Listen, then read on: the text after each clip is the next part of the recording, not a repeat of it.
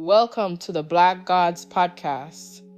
Today we're talking about where the pattern of exploitation and erasure truly began, not just in modern times, not just in colonial history, but at the spiritual root. Because patterns don't start randomly. They start somewhere, and once they start, they spread, unless someone steps in and ends them. The pattern of exploitation, discrediting, and erasure did not begin with Black people alone. It began with the erasure of the Divine Mother. That was the original removal.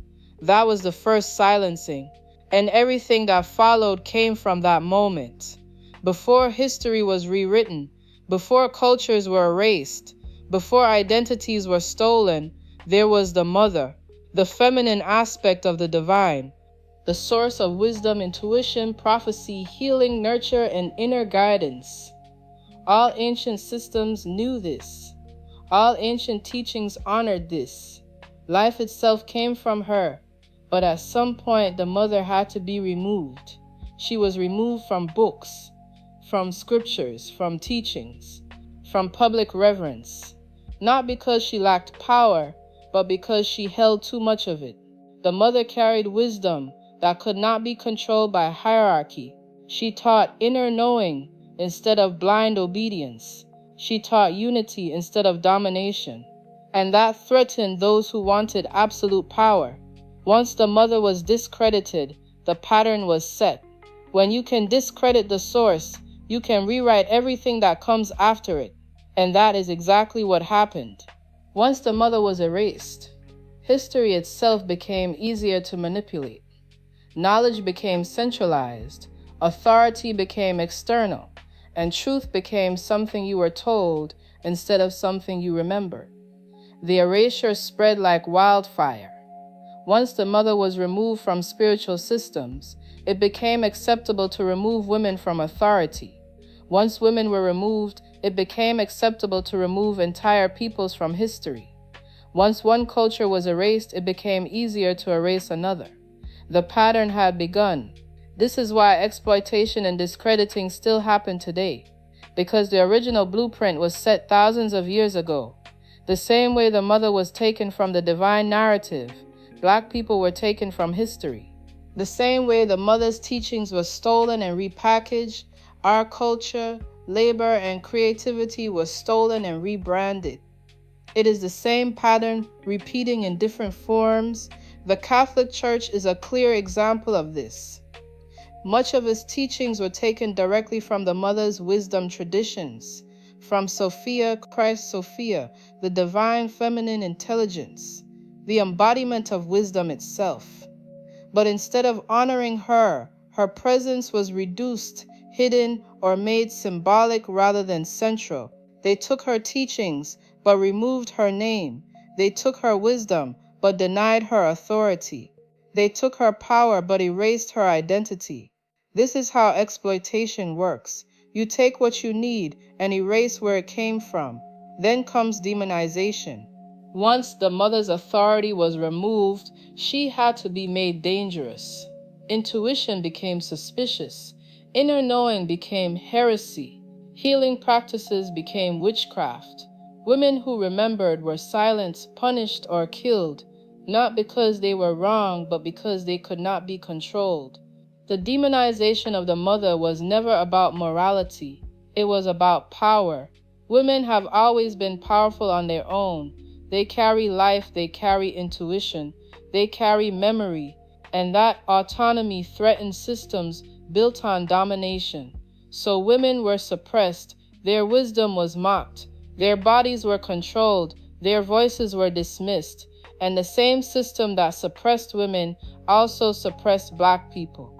Because Black people, like women, carry memory, we carry ancestral knowing, we carry rhythm, spirit, creativity, and connection to the earth.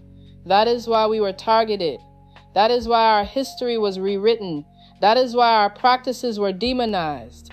That is why our contributions were erased. It all traces back to the mother. The Trinity was never meant to exclude her. It was always the mother, the father, and the son. Creation requires all three. The Holy Spirit was never a vague force. The Holy Spirit was the Mother Divine, the intuitive voice, the inner guide, the nurturing intelligence that moves through our life. When the Mother was removed from the Trinity, balance was broken. Without the Mother, compassion was replaced with control.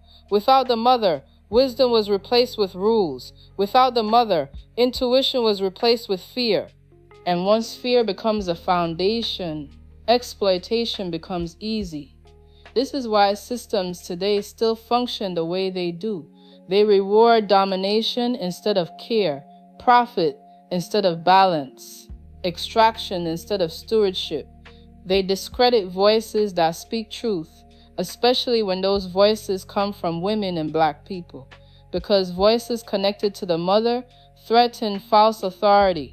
This is why Black people are still exploited and discredited today, because we carry the same energy that the Mother carried: creation, insight, resilience, remembrance, and systems built on erasure cannot tolerate remembrance. They will take from us, then deny us. They will profit from us, then silence us. They will use our work, then erase our names.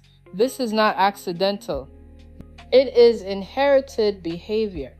History repeats itself because the root was never healed. The Mother was never restored. Instead of addressing the original erasure, the system doubled down. It expanded, it colonized, it consumed, and now we are living in the consequences of that imbalance: war, environmental destruction, exploitation, spiritual emptiness. These are not separate issues. They are symptoms of a world disconnected from the Mother. And when a pattern spreads long enough, someone has to end it. Ending the pattern does not mean returning to the past. It means restoring balance.